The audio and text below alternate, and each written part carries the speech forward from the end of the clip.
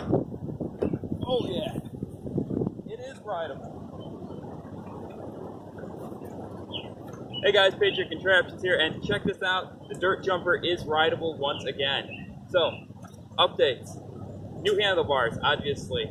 I also have new front sprockets, actually the original one, which I think that puts us back to part 2. So kind of a throwback there, but it's a lot better for the new studio area. So this will be great. And then we've got brand new chain, and of course, most importantly, tires. I got brand new tires.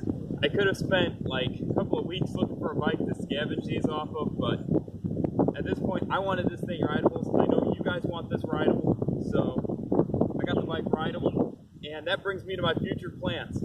This basically concludes the build part of this series. Now, obviously, I'm not done with this bike. I'm going to go ride this, and that's what I think is cool. On most of my builds, you guys don't get to see me having a lot of fun on them, going places, and showing them off. On this build, I'm going to make sure that doesn't happen.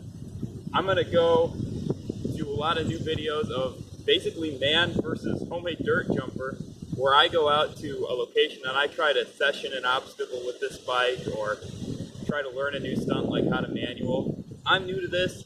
I'm not an expert on riding, but I want to learn. I built this thing to learn. I'm having a riot so far, and hey, I look forward to showing you what I'm up to and some of the challenges I'm going to face. But for now, I'm going to get out on this while it's working and have a fun time.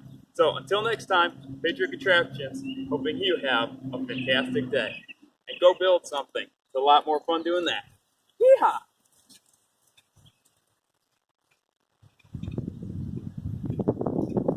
Woo!